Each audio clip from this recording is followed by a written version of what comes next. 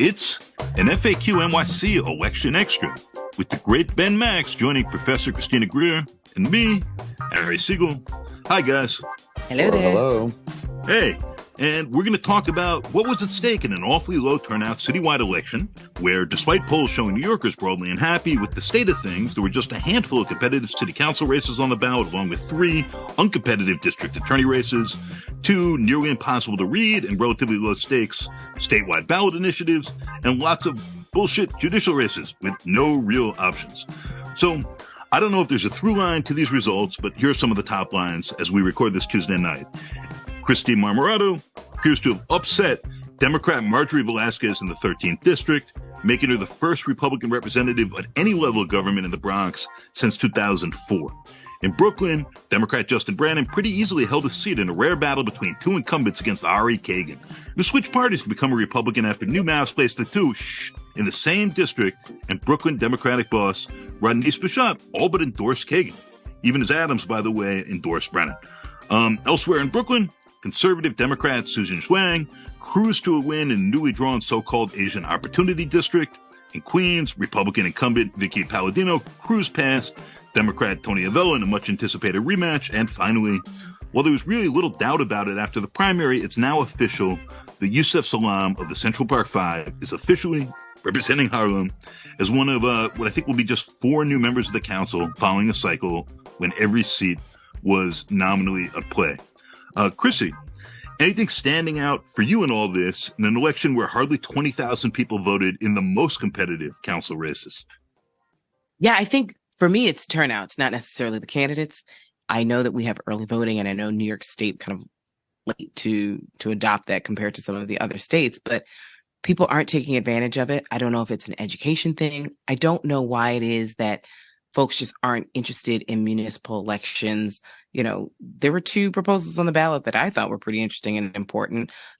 City council members are in charge of a lot of money. So even if it seems as though they can just, quickly coast to victory, it's still important for us to exercise our sort of duty and right as citizens to participate.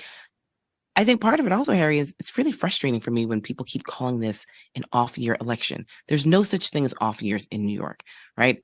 We are in an odd year election, but New Yorkers go to the polls basically every year.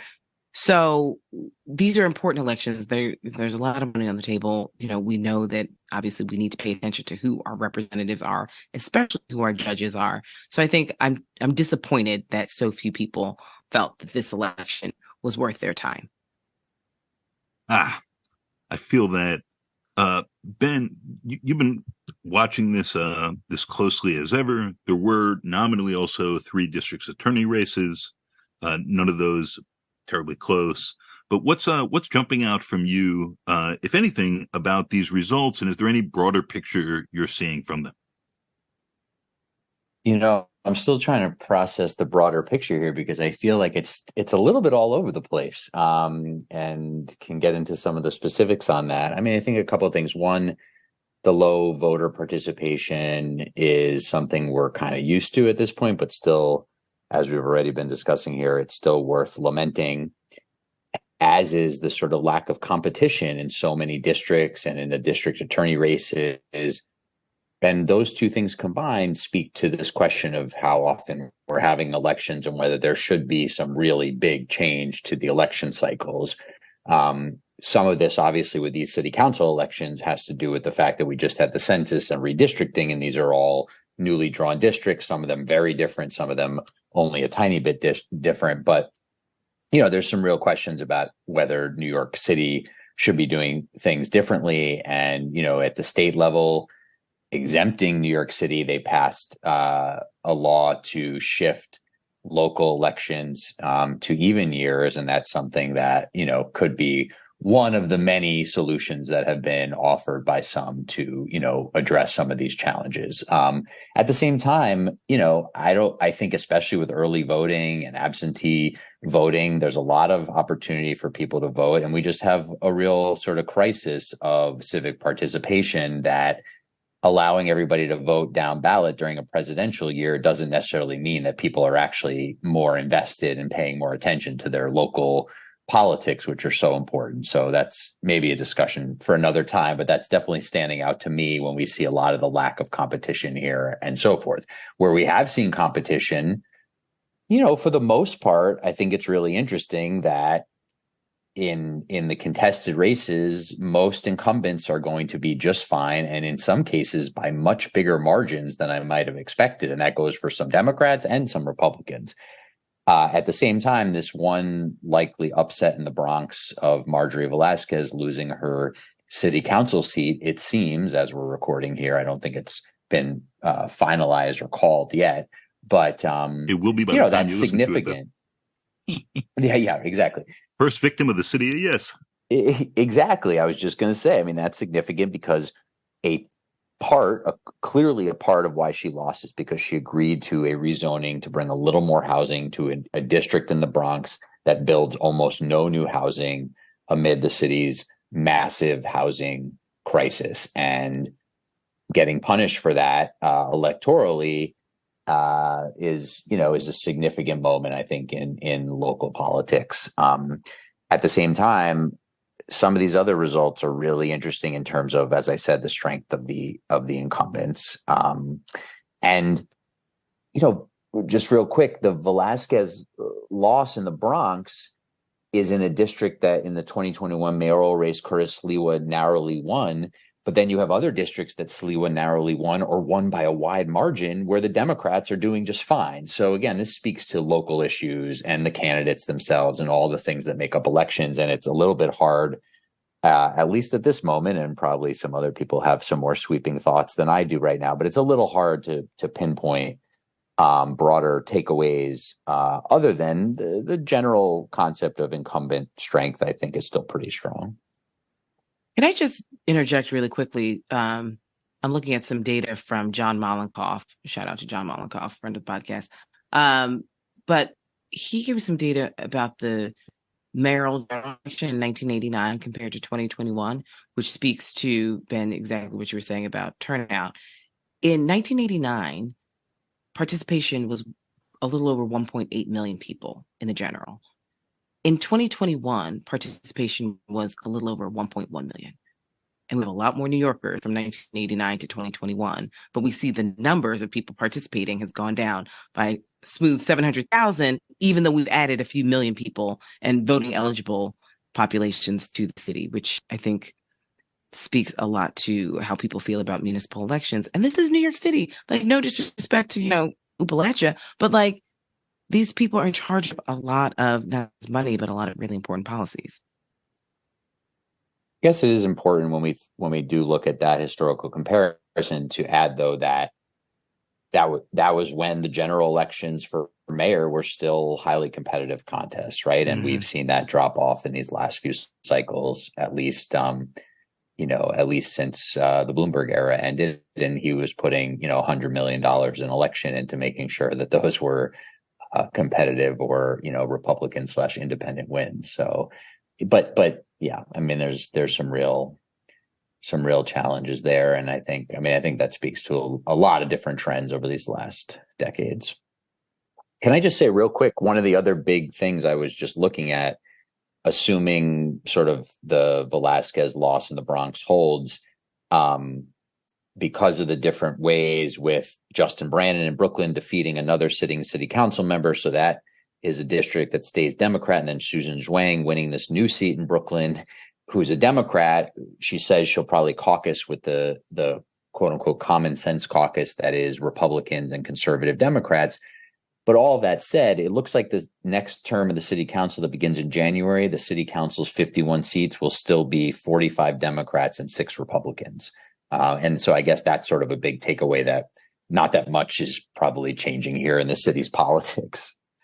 Yeah, but just a few years ago, it was 3 Republicans. So, I mean, we can think about in a short span of time, Republicans have technically doubled. I mean, it's still only 6, but I mean, it is a doubling of the numbers.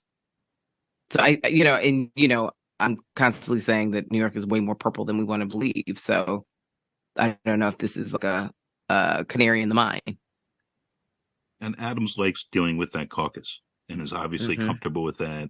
And there's a handful of things, actually, like the redistricting maps, where they end up with outsized sway, but they are still a really small share of the caucus. So, since you mentioned him, and I agree, Christine. I mean, I'm just saying now there were hopes for Republicans that they would keep building on that momentum here, and you could say that obviously unseating a sitting Democrat in the Bronx is a nice win for Republicans, and that absolutely is. But they were hopeful that Ari Kagan would defeat Justin Brannan. Mm-hmm. They were hopeful they might be able to pull out this new seat in Brooklyn in the quote unquote Asian Opportunity District of 43. They didn't win that. So some of the momentum seems at least on somewhat of a pause here. Since you mentioned the mayor, Harry, I mean, I think his absence from this election cycle is a really interesting theme. He sort of, I think, begrudgingly gave his endorsement to Justin Brannan. They've been on the outs, even though Brannan was a vociferous Eric Adams supporter in 2021. And then lots of things happened in the city council speaker race that I won't go into. But he endorsed Brannan. He endorsed Keith Powers in Manhattan. But again, those were just sort of statements put out in the news. There were, as far as I know, he did no campaigning. I don't know that Marjorie Velazquez would have wanted his help in that district in the Bronx. But since this rezoning happened that the mayor wanted to happen and was trying to get the city council to pass, even if Velazquez had opposed it, I would have assumed that maybe the mayor would have been helpful to her. And so maybe, again, those campaigns make those calculations about what's helpful and what's not. So we can't just say, oh, the mayor didn't show up for her. We don't know if she wanted his help. But when you're talking about these low turnout elections, I don't know. I think it might have made sense. And maybe this is something to talk to the campaign about and ask, if they maybe regret not asking the mayor to come campaign with her, who knows? But, I think in these low turnout elections, you try to really bring out, as many Democrats as possible if you're the Democratic nominee. And maybe the mayor could have helped with that. I know the governor popped into that district, I believe, in the last days. So just some interesting stuff there with Adams's absence from this election cycle. And as you say, Harry, Adams probably would have been happy to see a little bit more conservative momentum than we see in these elections. So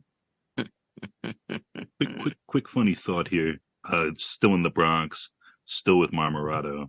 Like a big weird personal theme in that race is her family ties. Her brother's the head of the Bronx GOP. And her husband is a top official with the Bronx Board of Elections. This came up in very hostile form.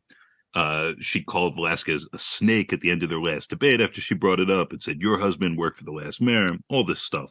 But I bring it up to go back to what you were saying about our not off, but certainly odd year elections. And just to point out, like when I went to vote this morning, there was one other person voting and maybe 25 people working there.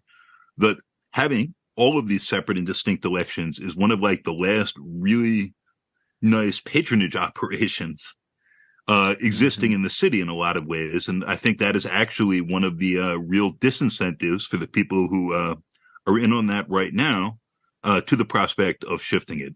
My other issue is shifting to the presidential year, incidentally, or any other year, is sadly, nobody votes differently in down ballot anymore. You have all sorts of national numbers on this. It's a very depressing trend that makes for less competitive general elections. Although, to be fair, we didn't have that many competitive primaries in this cycle either.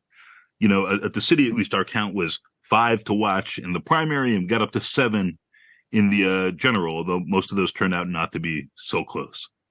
I mean, the way, given term limits, the way that these elections work very often is, for the most part, we're electing people for what's usually 2 terms, right? And with the funky city council calendar with redistricting, it's like a 4-year term and then 2 2-year terms or whatever. It might 2 2-year terms, then a 4-year term, whatever it might be. But basically for 8 years, for the most part. Obviously, we're seeing, we've seen some incumbents lose, whether in the primary or the general here. But for the most part, the most of the competition is when the seats open. And obviously that's the same discussion that happens every time. Now we have, citywide or borough-wide official who can run for 2 terms.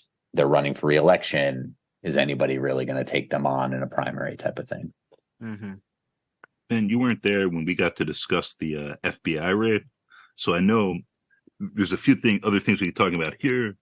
Speaking of new members, there's Chris Banks, but let's step back for a minute. And we just had this political landslide. It felt like in New York City. You had a really, really good article in New York Magazine about how the left had been struggling to find a candidate to run against Adams. That came just before the news of this FBI raid. So I'd love your thoughts on where things stand now. And as it turns out, the mayor is not going to go and hang with the legislators, the lawmakers, in Puerto Rico this year for some funny reason. Well, I think the raid on the mayor's fundraiser's home sort of heightens the conversation and definitely makes some of his potential challengers sort of turn up the dial a little bit on their exploration and maybe schedule a few more fundraisers type of thing, right? But I also don't think it's necessarily at this point a game changer. We don't know. There's just so much we don't know. I feel like the information that's out in the public is potentially 5% of what we're going to eventually find out about whatever's going on here. And the full 100% might not implicate the mayor at all, directly. So, I think it's way too early. It doesn't look good. But if this winds up being some Turkish nationals getting indicted for trying to pull off a scheme to influence the election, the mayor might be right that where there's smoke, there's not necessarily fire for him and his involvement and maybe even people in his circle. That's a very generous, obviously, way of reading it. But I also think we're often way too quick to sort of jump to conclusions based on a limited amount of information. I think no matter what, that Eric Adams is vulnerable in 2025 because we just have never really seen a situation like this where there is a plausible sort of, and I was kind of trying to get at this a little bit in the article, there's a plausible liberal plus progressive left lane to just pull off a win against him without a huge scandal. It's possible. He's still a favorite. He's still going to be extremely strong, as I wrote. But listen, this if you're any of these candidates taking a look, or people who maybe were ruling it out and now they're starting to take a look, this obviously adds a little bit of fuel to the fire. But I think it's way too early to know. The thing is, and you got at this in your latest daily news column, Harry, the thing is that there's just a lot of stuff adding up that doesn't look good for the mayor. Even if none of it winds up being a massive bombshell, there's just a lot of stuff that doesn't look good. And then the more things that are going awry for him, the less he wants to talk to the press, the more combative he may become. He's already giving people lots of sort of ammo by skipping out on the White House meeting and other meetings in DC that he was supposed to go to that very day and coming back to the city, which I know you guys discussed on the last episode of this show, which was a great conversation. So, those are sort of sprinkled thoughts. And I think there's just so much that's TBD. And after you guys add on to this, I do want to add a note about sort of how I've been thinking about this versus when Bill de Blasio was running for re-election in 2017. Well, I wish we had the podcast in 2015, 2016, because at a time, everyone thought, this man might be in the clink. It was like, what's happening with Emma Wolfson? Like, is she going to go down and hold the bag? I mean, there were a lot of conversations, and then he barely has a challenger. Yeah, I'm looking at you, Sal Albanese, right? So, I mean, the first question on all my, intro to politics exams is like, what do you need if you start a campaign? And the first thing is like, it's a candidate. So I do think that, Adams right now is definitely getting more and more vulnerable by the day, but who's stepping up? Who will step up? And if one steps up, my theory is, I just feel like the narcissism that is inherent in elected officials thanks for listening, elected officials. But there is something in your personality style that makes you want to see a problem and think that you can solve it. I think if one jumps in, they all jump in. And then that creates, unless the progressives can coordinate themselves and say, okay, Ben, it's your turn. Like, you do this. But I don't know if someone can see themselves as a progressive, see one of their colleagues who's a progressive jump in and not feel the need that they need to jump into. Does ranked choice make any difference with that? So potentially, you know, if everyone is, if there's two progressives in the race, but all their voters are putting Adams third, it doesn't really matter? Or does that dynamic still play, you think? I don't know, Ben. I mean, I think it plays less, but I think we saw in 2021 with a crowded field and ranked choice voting that there's still issues around sort of who gets more attention, who gets more fundraising, earn media, all sorts of stuff that really matters. Where you saw in a ranked choice election all the exhausted ballots that wind up going out because people don't necessarily think through some of the rankings or haven't been told by the candidates and the campaigns and the organizers and all that about how they should be thinking strategically about it. So I think it matters still, even under ranked choice voting, how crowded the field is. My sense is that for 2025 against an incumbent mayor who's more of a moderate centrist, whatever you want to call Eric Adams, that there will be a broader left effort to not have it be a crowded field. But to Christina's point, it's like the extent to which people can control that is limited, obviously. Mm-hmm. But even with a very sort of wounded Eric Adams, which I don't think he's that at this point, but we'll see what happens. I don't know how many people who would have to give up their current seats to run would actually do that. So you'd still potentially be looking at a pretty limited field of prominent people. I think my guess is, if you have any of the sitting electeds who would have to give up their seats, so we're talking about Brad Lander, Jumaane Williams, Antonio Reynoso, the major citywide or borough-wide officials. You could toss Donovan Richards into that mix as well, and maybe others. I think we should. I only think one of them potentially gets in. I don't know that more than one of them is willing to give up their seat, and I also think. But I think it'll be potentially complicated by what some of the state officials who are looking at it do, which includes Jessica Ramos and Zellner Myrie, the state senators, and then who knows who else. Well, we know men wake up in the morning and like look in the mirror and it's like, I should be mayor. It's like, says who? Says me and no one else. So I mean, I think that we're talking about like the greatest hits names, but I still think that there's some other names that will probably pop up as well, and we're not even thinking about these people.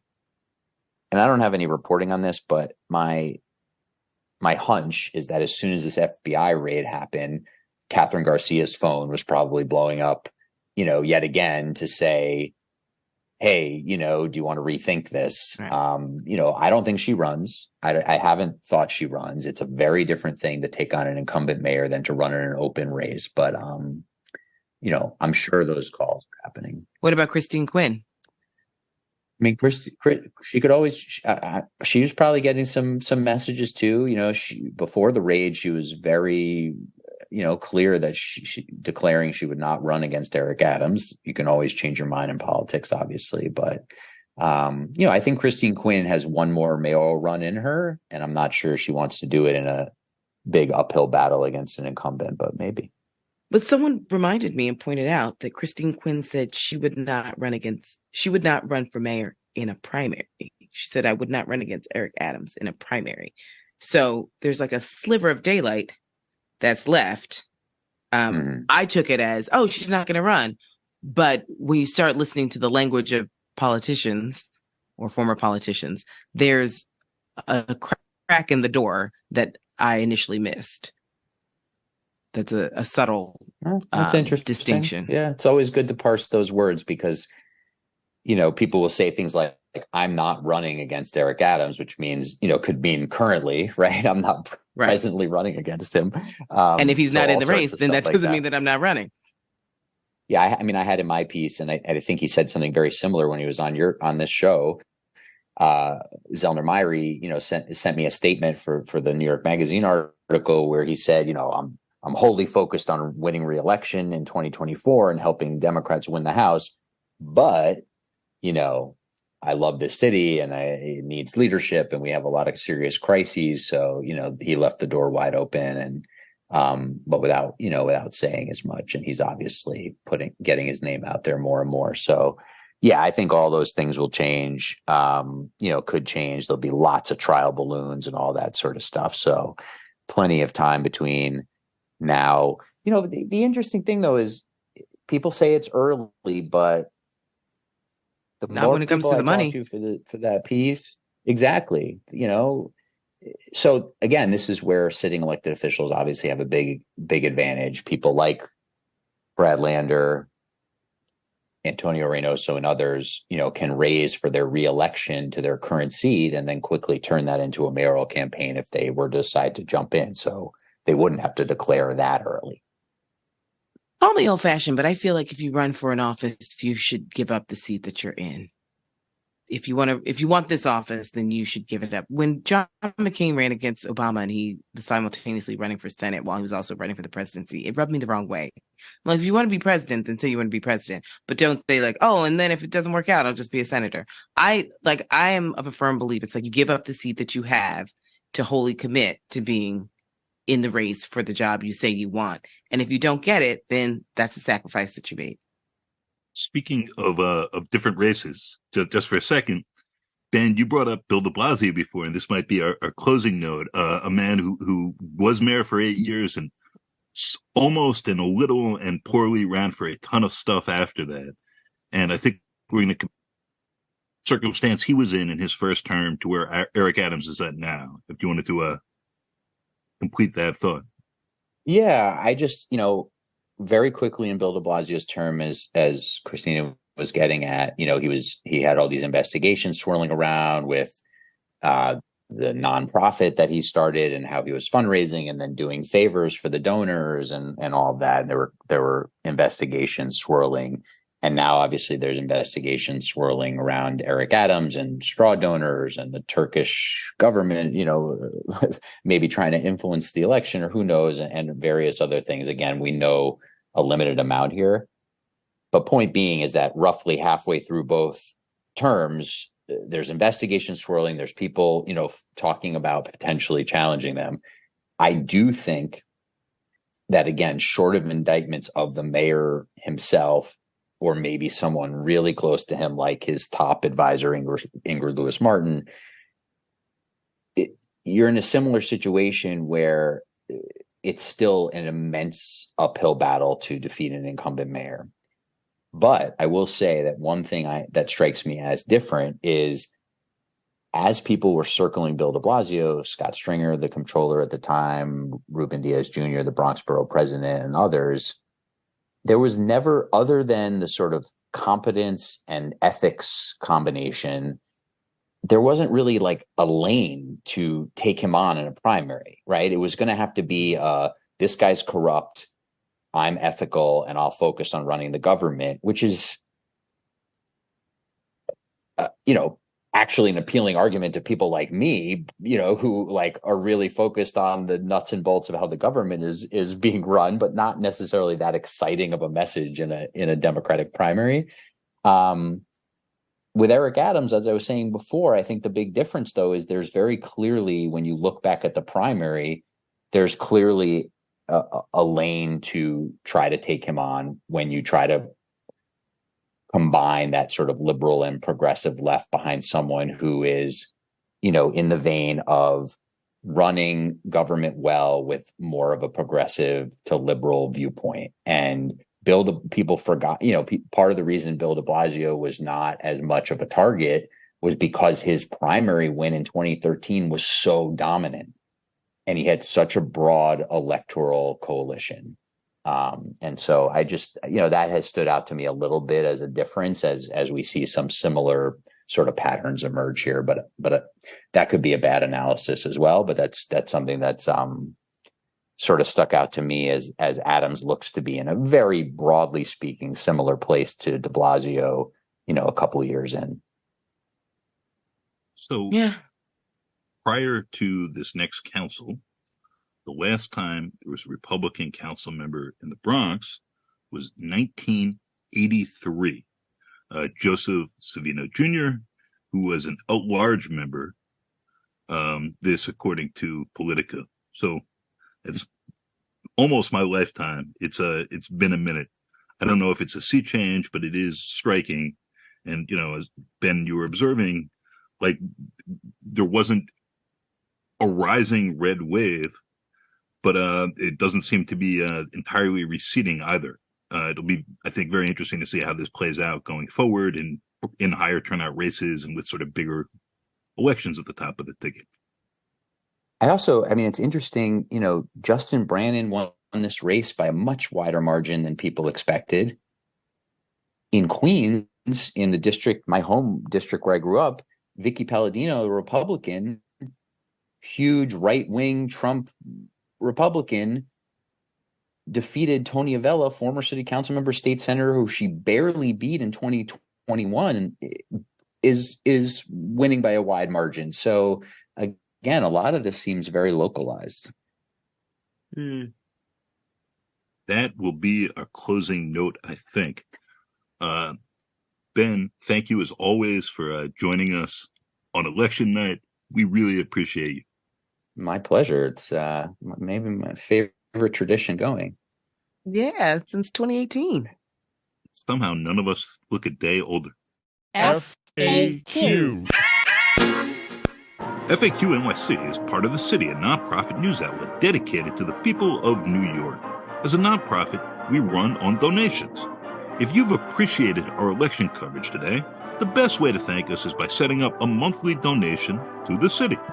You can do that by going to thecity.nyc/give. And if you already give each month, thank you. And you can make a special one-time gift if you want at the same URL.